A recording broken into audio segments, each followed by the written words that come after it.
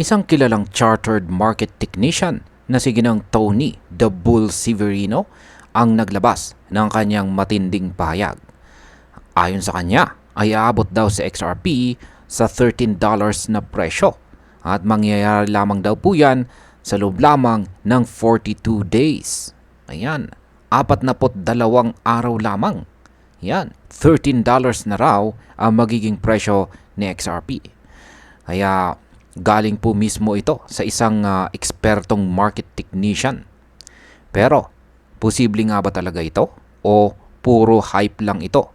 Kaya sa video na ito ay pag-uusapan po natin ang buong analysis ni Ginong Tony Severino at kung paano po ito konektado sa mga technical patterns tulad po ng Elliott Wave at saka symmetrical triangle.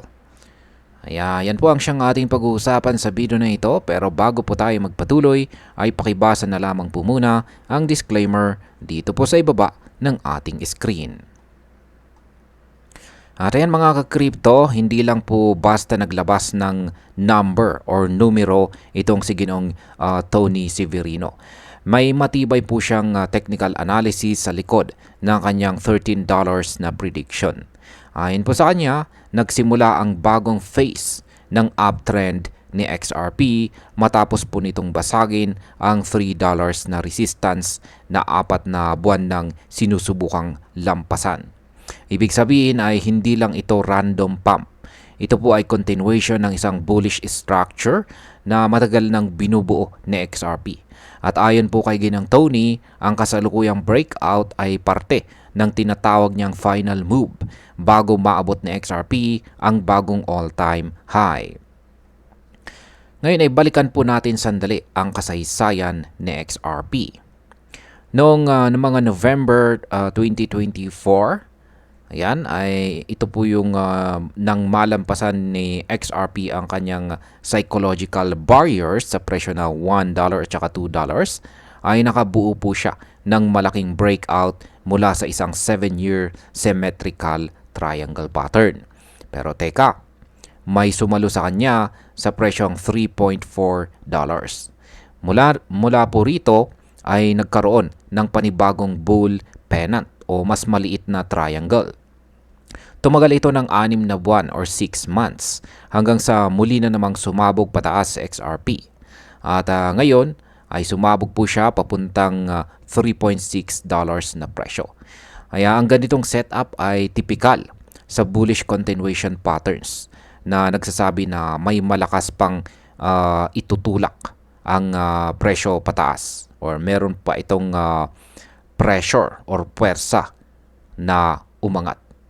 At ayon po sa projection ni Ginang Tony, kaya pa raw umakyat ni XRP ng 261% mula sa kanyang kasalukuyang presyo at 1,900% kung bibilangin mula sa breakout point ng 7-year triangle.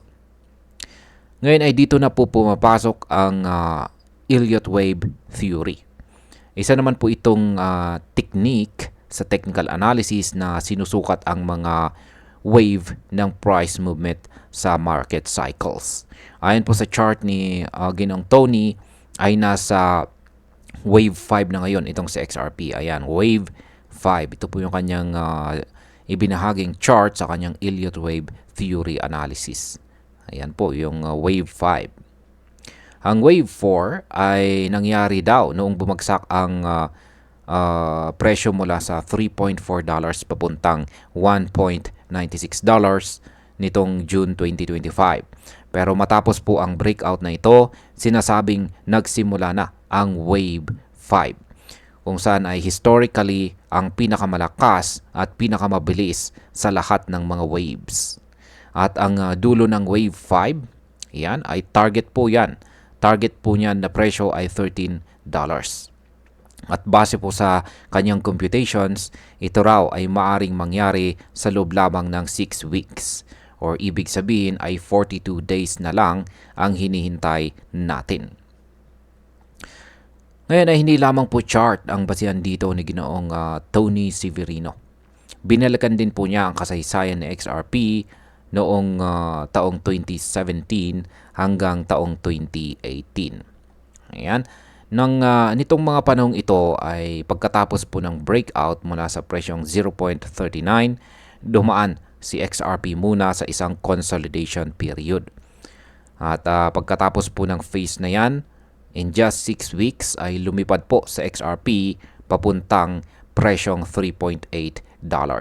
Ang kanyang all-time high noon. Ibig sabihin ay may pattern na pwedeng maulit ngayon. Kung nangyari na noon, hindi po malabong mangyari ulit. Lalo na at halos kapareho po ang setup sa charts.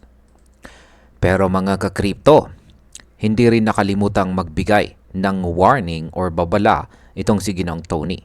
Kahit bullish po ang kanyang forecast, malinaw niyang sinasabi na pagkatapos maabot ang presyong $13, posibleng pumasok daw si XRP sa tinatawag na corrective ABC structure. Ayan, balikan po natin yung kanyang Elliott Wave na chart dito. Ayan, ABC, corrective ABC structure. Ayan, ano nga bang ibig sabihin nito? Pagkatapos po ng wave 5, ang presyo ay maaring bumagsak pansamantala. Magkakaroon ng correction at maghahanap ng bagong support levels. Normal po ito sa Elliott Wave Theory. Kaya mahalagang hindi po magpapadala agad sa FOMO. At yan, kung bago ka pa lamang po sa crypto ay baka nalilito ka na sa dami ng analysis dito.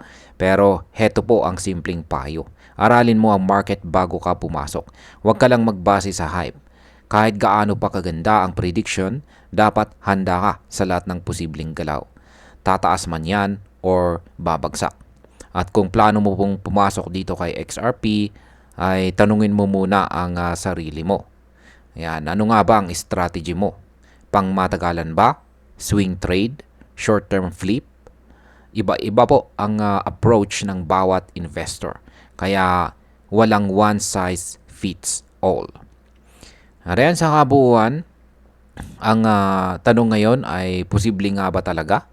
Sa technical analysis ni Tony Severino ay merong magandang basihan ang $13 na price target sa loob ng 42 days. Yan, may pattern, may breakout, may volume at meron itong kasaysayan. Pero tandaan natin ay hindi po ito garantiya.